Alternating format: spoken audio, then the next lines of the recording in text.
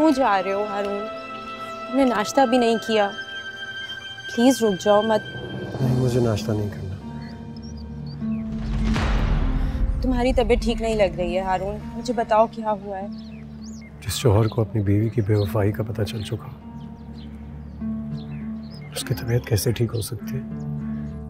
तुम सिर्फ ये शुक्र अदा करो कि कम से कम तुम्हें हकीकत का तो पता चल गया। काश मुझे इस हकीकत के बारे में कुछ ना पता चलता, सारी जिंदगी इसी गुमराही में गुजार देता कि नगीन सिर्फ मेरी है। मुझे जाने दो, मुझे उससे बात करनी है, बहुत जरूरी है बात करनी। नहीं, तुम नहीं जा सकते, प्लीज प्लीज।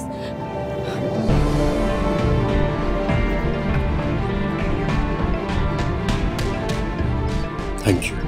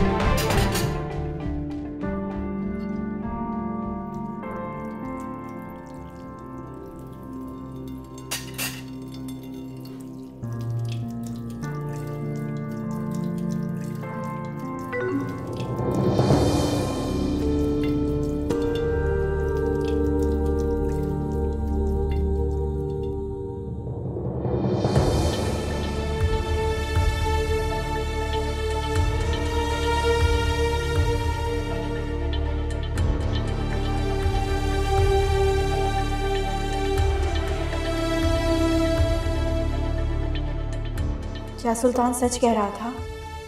नहीं नहीं, ये सब उसकी बनाई हुई कोई चाल है।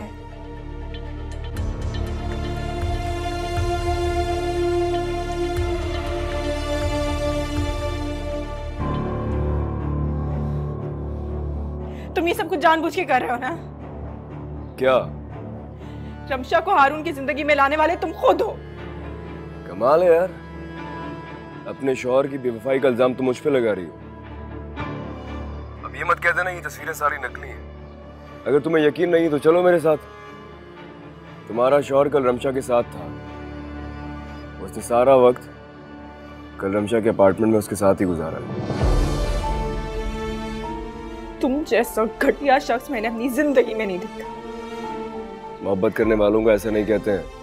तुम अगर अपने मुंह से मोहब्बत का नाम ना ही लो तो बेहतर है। अगर हारून ने मुझे ठुकरा भी दिया ना, तो भी मैं तुम्हारी जिंदगी में नहीं आऊंगी। ऐसी बातें कह के मेरा दिल मत दुखाओ। पिछले 6 सालों में मैंने तुमसे मोहब्बत के सिवा और कुछ नहीं किया है। बस अब देखना यह है कि ये दीवानगी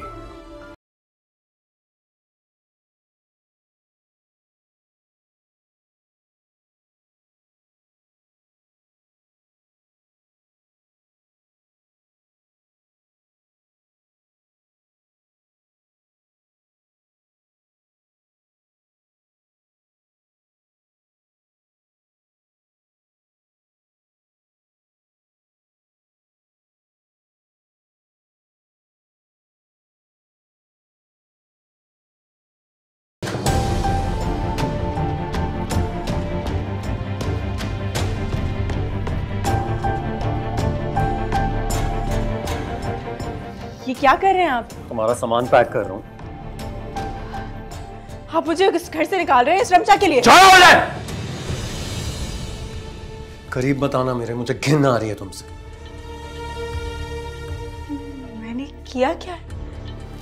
मेरे हाथों की तरफ देखो, दफा हो जाओ मेरे घर से। मैं तुम्हारी सूरत भी नहीं देखना चाहता। हारून, हारून, हारून प्लीज, आप मेरी बात सुनिए। नहीं सुननी मुझे तुम्हारी बात। क्यों सुनूं मैं? मैंने बिगाड़ा क्या था तुम्हारा? तुमसे शादी की, तुम्हें इज्जत दी, और उसके बदले तुमने मेरे साथ क्या किया? मुझे धोखा दिया, ये सिला दिया तुमने मुझे। मुझे ये तो बता दे मैंने किया क्या? झूठ बोला तुमने झूठ बोला मुझसे, मुझे धोखा दिया। लेकिन अब तुम्हारा चेहरा खुलकर मेरे सामने आ गया। तुमने अपने चेहरे पर मासूमियत और शराफत का जो लबादा उड़ा हुआ था वो उतर गया है क्योंकि तुम जैसी लड़कियां किसी एक मर्द के साथ रह ही नहीं सकती। इतना बड़ा इल्जाम ना लगाए, मैं आपकी हूँ, सिर्फ आपकी। छोड़ो। आ गई समझ, आ गई। ये सब रमशा ने किया, वो आपको मेरे खिलाफ भड़का रही है, वो आपके दिल में मेरे खिलाफ बदगुमानी पैदा करना चाहती है। रमशा को क्या मिलेगा मेरे दिल में तुम्हारे लिए बदगुमानी पैदा करके? आप मिलेंगे उसे।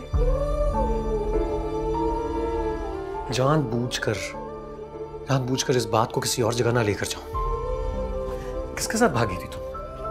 किसके साथ भागी थी? किसने किडनैप किया था तुम्हें? बोलो, जवाब दो, बोलो। माजी का किस्सा था, मैं भूल गई, आप भी भूल जाएं। मेरे लिए, हमारे बच्चे के लिए। बस बहुत हो गया। तुम अब इस घर में 1 मिनट नहीं रह सकती हो। मैं तुम्हारा सामान पैक कर दिया है। अपनी बहन के पास जाओ और उसको जाकर कहो कि तुम्हें यहाँ से ले जाए। मुझे नहीं जाना कहीं, मैं आपके पास। छोड़ो इसको। और ये क्या बार बार मुझे बच्चे के नाम पे ब्लैकमेल कर रही हो? मेरी एक बात कान खोलकर सुन लो तुम। एक बार ये बच्चा पैदा हो जाए, तलाक के कागजात मैं खुद तुम्हें ला कर दूंगा और तुम्हारा हक महर भी। जानती हो क्यों? क्योंकि मैं तुम जैसी घटिया, नीच और झूठी औरत के साथ अपनी जिंदगी बर्बाद नहीं करूंगा। समझी तुम? Get out now, out. चल जाओ बस। अरुण नहीं, खुदा के लिए मत मैं जाओ। कह रहा हूं छोड़ दो। अरुण प्लीज मुझे।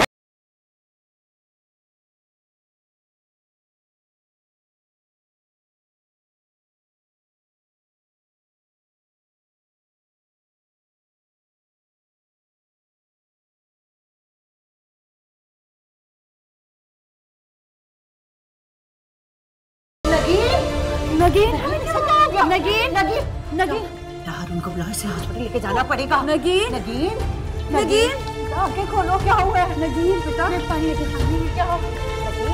नगीन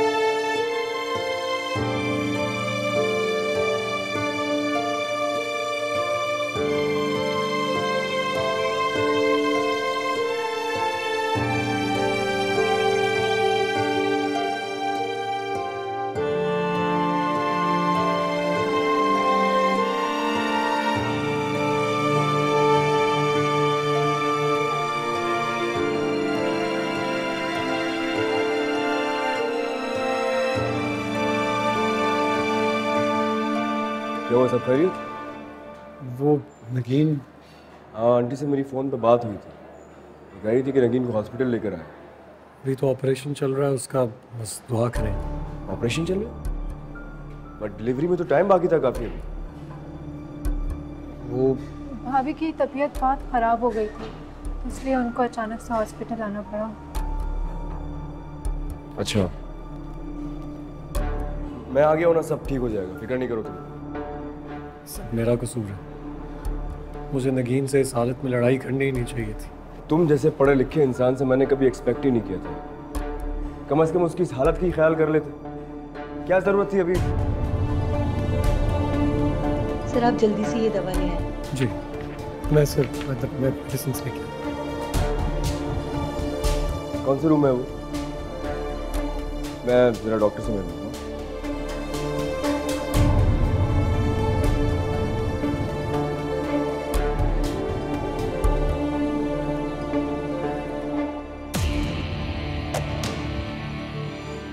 मगर ये सब तो गलत है।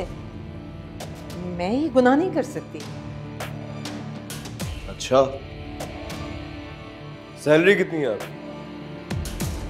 जी मैंने पूछा आपकी सैलरी कितनी है। अगर आप मेरा ये काम कर देंगे तो मैं आपको इनाम के तौर पर 10 लाख रुपए दूंगा। लेकिन अगर आपने मेरा ये काम नहीं किया तो मेरे पास आपको देने के लिए एक इनाम होगा।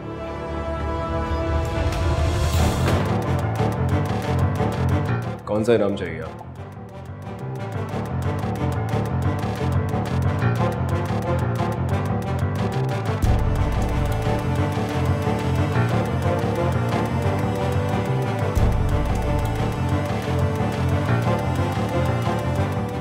आपका काम हो जाएगा।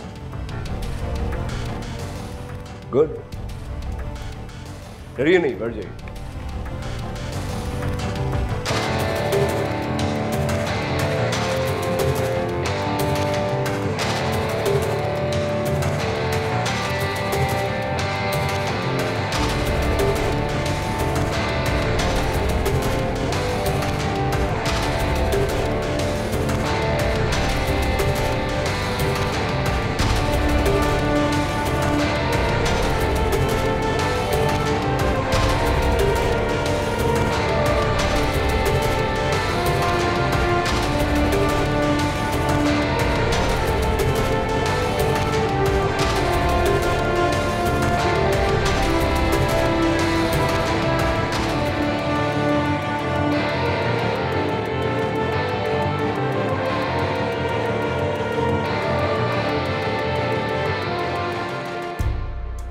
डॉक्टर साहिबा, मेरी बीवी मेरा बच्चा ठीक तो है ना?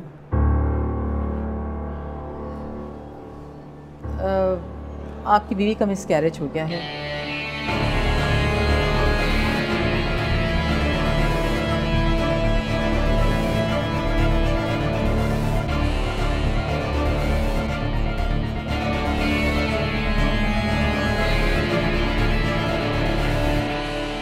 और बच्चा आपका ना प्रीमेच्योर था, हम उसे नहीं बचा सके।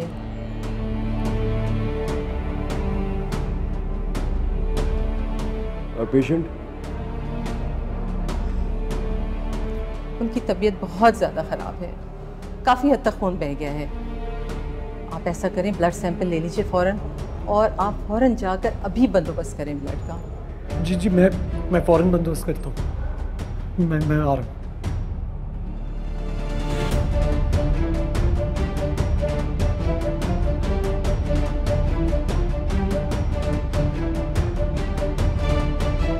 सुनो, लड़की को कुछ नहीं होना चाहिए। अगर लड़की को कुछ हुआ तो मैं तुम्हें नहीं छोड़ूंगा। अभी उनकी हालत, मैंने कहा लड़की को कुछ नहीं होना चाहिए।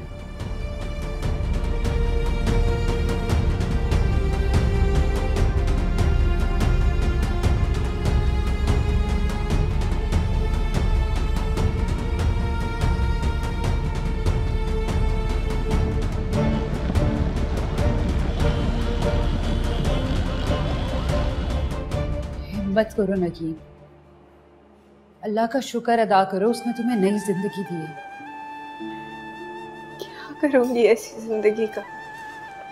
ऐसा नहीं कहते नगीन, तुम्हें नहीं पता, मैं तुम्हें इस हालत में नहीं देख सकती। बस कुछ नहीं बचा, आप भी कुछ भी नहीं बचा अब। मुझे समझ नहीं आता जिंदगी मुझसे और कितने इम्तिहान लेगी। वो जो चाहता था उसने कर दिया आप ही। उसने मेरा सब कुछ छीन लिया मुझसे, उसने मेरा सब कुछ छीन लिया। मैं हूं ना तुम्हारे साथ, तुम फिक्र नहीं करो। और हारून को भी अपनी गलती का एहसास है। क्या फायदा, इससे मेरा बच्चा तो वापस नहीं आएगा ना आप ही।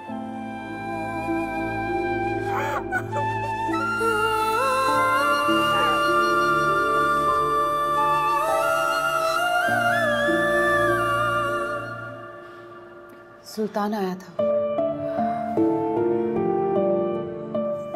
वो क्यों आया था यहाँ? आपने उसे क्यों आने दिया आप ही? मुझे बहुत डर लग रहा है आप ही। वो हारून को कोई नुकसान पहुंचा देगा आप ही। यकीन ऐसा कुछ नहीं होगा। ऐसा ही होगा। आप नहीं जानती उसे। वो मुझे हासिल करने के लिए कुछ भी कर सकता है। उसने मेरे भी हारून को मुझसे दूर करने के लिए उसे बाहर भेजने की साजिश की थी। और अब उसके बाद ये हादसा। उसने मेरा बच्चा तक छीन लिया हमें। हारून को बुलाया, मैंने उससे बात करनी है। हारून को बुलाया अभी, हारून को बुलाया प्लीज, हारून को बुलाया अभी, हारून को बुलाया अभी।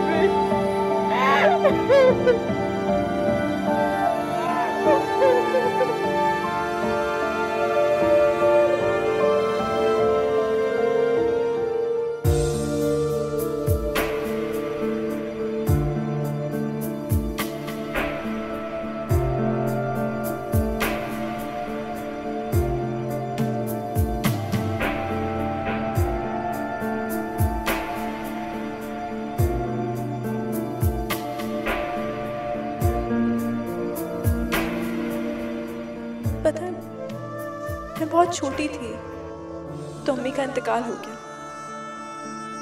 बाबा ने भी दूसरी शादी कर ली। वो मुझे आप ही के पास छोड़कर चले गए।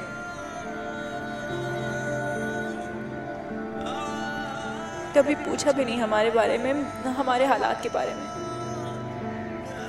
मुझे हमेशा यही लगता है कि मैं आपको डिजर्व नहीं करती।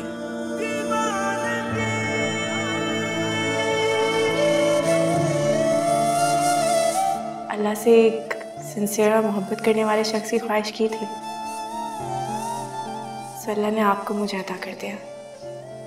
बाकी ये दौलत जायदाद ये सब नहीं चाहिए मुझे। इन सब का मैं क्या करूँगी? इन सब की ख्वाहिश ही नहीं, सिर्फ आपकी ख्वाहिश है। मुझे आपके अलावा और कुछ नहीं चाहिए।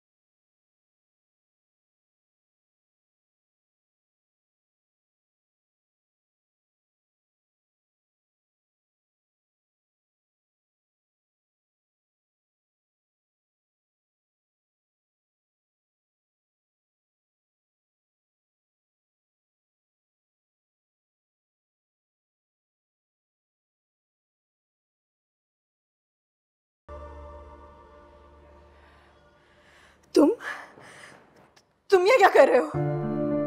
आहिस्ता बोलो, कोई आ जाएगा। चले जाओ यहाँ से। हारून कहाँ है? हारून! चला चला गया। चला गया? हाँ, मैंने उसे भेज दिया है। मुझे तुमसे कुछ बात करनी। मुझे तुमसे कोई बात नहीं करनी। आखिर तुम चाहते क्या हो? सब कुछ तो छीन चुके हो मुझसे। मेरे शौहर को मुझसे दूर कर दिया, उसको मुझसे बदजन कर दिया, मेरा बच्चा तक छीन लिया तुमने मुझसे। अब और क्या चाहते हो? तुम मुझे मार दो, जान ले लो मेरी। तुम एक ही बार इंतकाम ले लो ना मुझसे। रोज रोज के मरने से बेहतर है एक ही बार मार डालो। कौन सा इंतकाम? तुमसे कौन सा इंतकाम लूंगा? थप्पड़ का इंतकाम।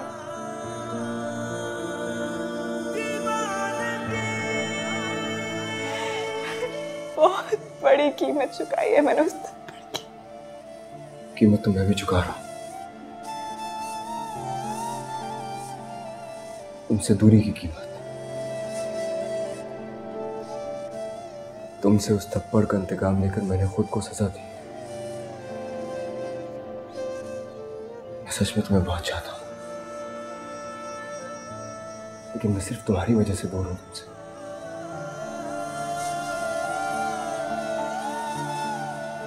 बद्दुआ दी थी मैंने तुम्हें।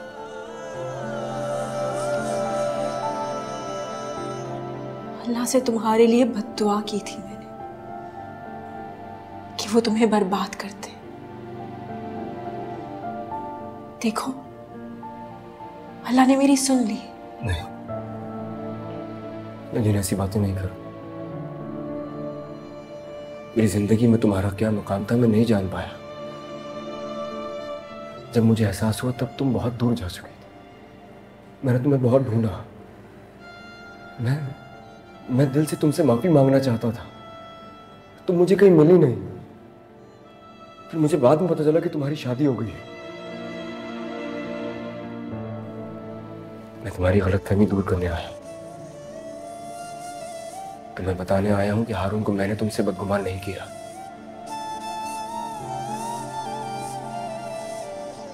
और अब मैं तुमसे दूर जा रहा हूं।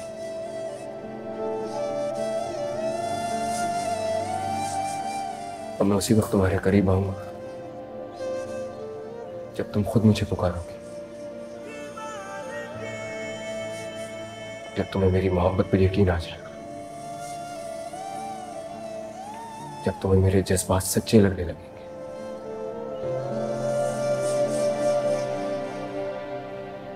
अपना ख्याल रखना।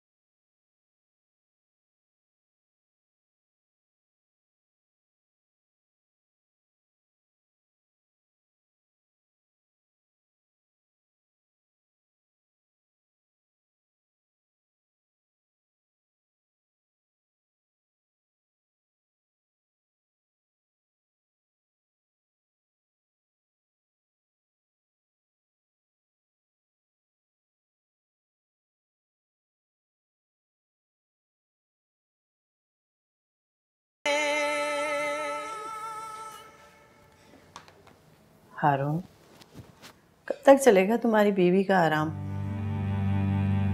अभी एक हफ्ता ही तो हुआ है, एक आधे दिन में ठीक हो जाएगी। अच्छा, ये बताओ कि सुल्तान से बात की तुमने फवाद के बारे में? नहीं, मैं बहुत परेशान था, मुझे वक्त नहीं मिला।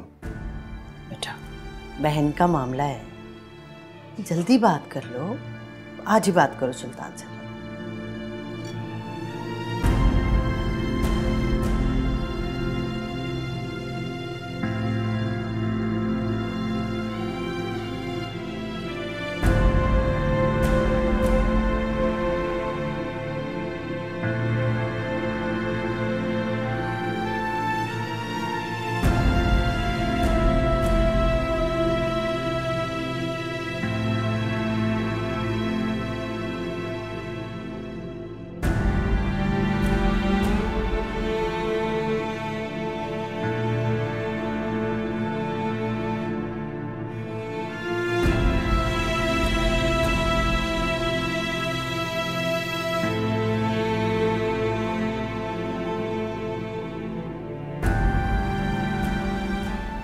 मैं जानता हूं नगी,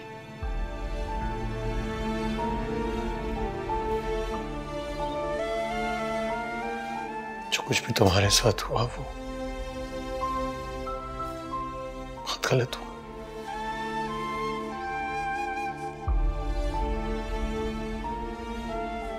वो वक्त कभी लौट के नहीं आएगा।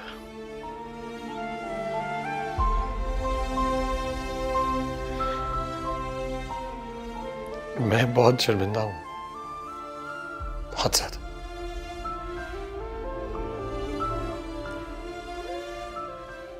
सोच भी नहीं सकता था कि हम दोनों इस वक्त से गुजरेंगे।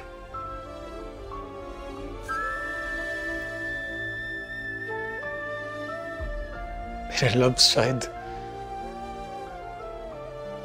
तुम्हारी तकलीफ को, तुम्हारे दर्द को कम ना कर सके।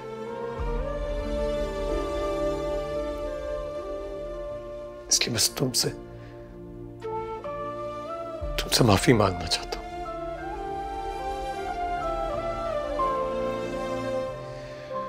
मुझे माफ कर दो नगी,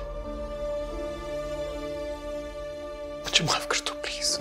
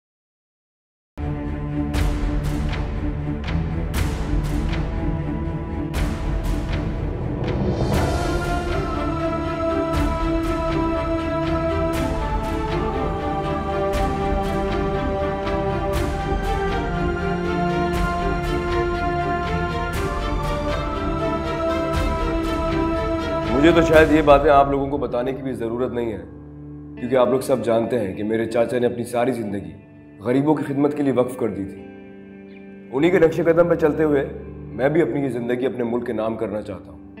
मैं अपने मुल्क की यूथ के लिए कुछ करना चाहता हूँ। जो लोग साहिब इख्तिदार हैं, मुझे सिर्फ ये बताइए कि किसी भी गाँव या देहात से कोई इंजीनियर, डॉक्टर क्यों नहीं निकल कर आता है? क्यों सारे स्टूडेंट्स को पढ़ने के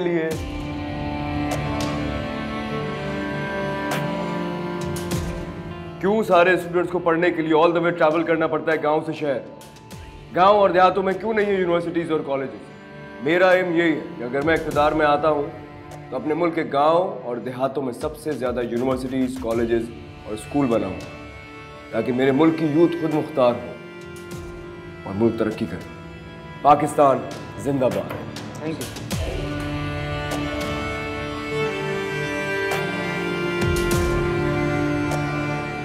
क्यों आए हो यार? मैं तुम्हें बता चुका हूँ कि तुम्हारा रेजिग्नेशन लेटर एक्सेप्ट कर लिया गया है। इस ऑफिस में तुम्हारे लिए कोई जगह नहीं। तुम्हें समझ नहीं आ रहा है क्या? सर मुझे पूछना था कि वो फवाद, घर वाले बहुत परेशान हैं। फवाद 1 महीने से उसका वो यूके में बिजी है। मैंने बताया तुम्हारी वालदा को कि उसको थोड़ा टाइम लगेगा। बता दिया ना मैंने। सर अगर फवाद का नंबर मिल जाता तो उससे बात कर लेते। हाँ बोलो। सर जर्नलिस्ट आए आपका इंटरव्यू लेने। आ गए? ठीक है चलो। सर मैं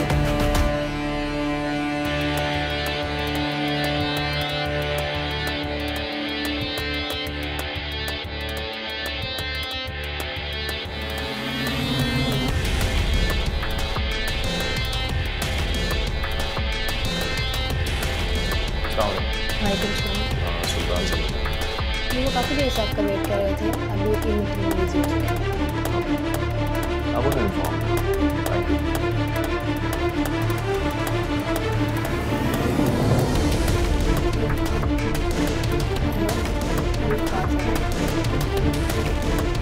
थोड़ा सा चल रहा है।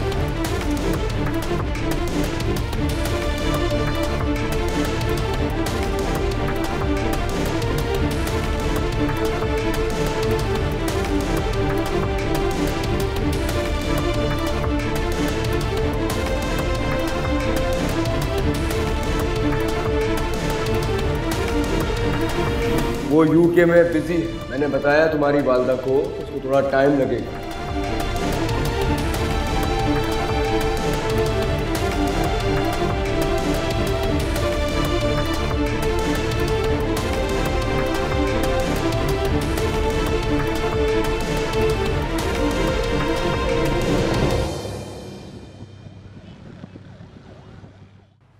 लेकिन सुल्तान ऐसा कैसे कर सकता है?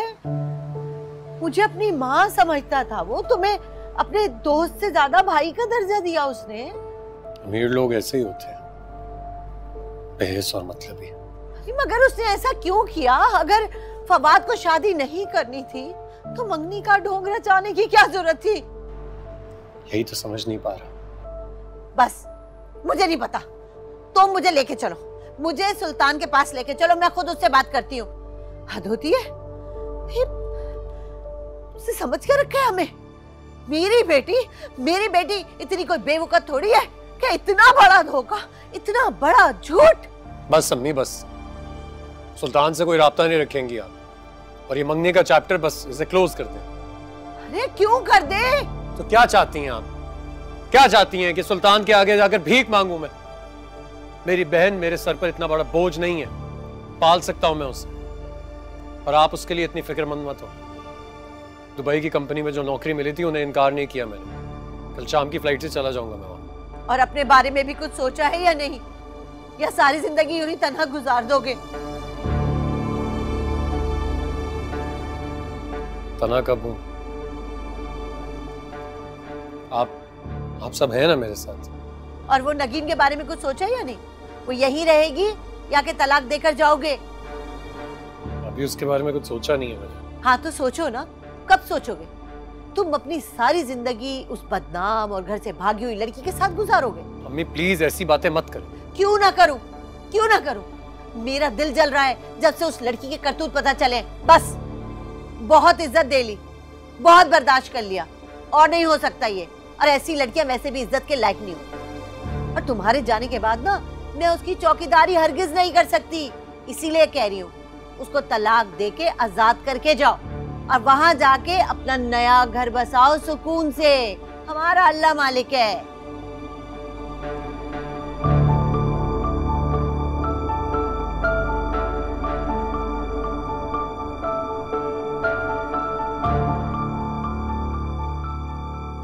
आपके चचा सालों तक इस पार्टी के साथ थे, तो आपके ये पार्टी छोड़ने की क्या वजह थी? नहीं, मैंने पार्टी छोड़ी नहीं थी। मैं कुछ अरसे के लिए पार्टी से दूर जरूर था, लेकिन पार्टी मैंने छोड़ी नहीं।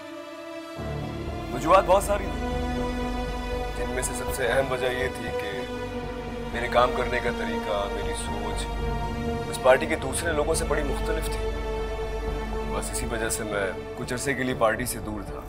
बहुत लंबे अरसे बाद आपके किसी फैमिली मेंबर ने सियासत की दुनिया में कदम रखा है। सुना है कि आप अपने माजी के स्कैंडल से फरार होकर मुल्क से बाहर चले गए थे।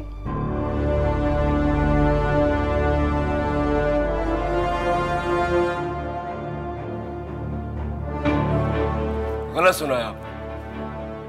सियासत में स्कैंडल्स बनते रहते हैं और मैं स्कैंडल से घबराने वाला शख्स नहीं हूं। मैं एक बिजनेसमैन भी हूं, इसलिए बाहर मेरा आना जाना लगा रहता है। जिस स्कैंडल की आप बात कर रही हैं ना, उसके बारे में लोगों को अच्छे से पता है कि वो एक प्लान स्टंट था। मुझ पर और मेरे मरहूम चचा पर कीचड़ उछालने के लिए हमारी मुखालिफ पार्टियों ने साजिश रचाई। अपनी मालूमात दुरुस्त करके सवाल किया करें। अभी आते हैं एक छोटी सी ब्रेक के बाद। Stay with us.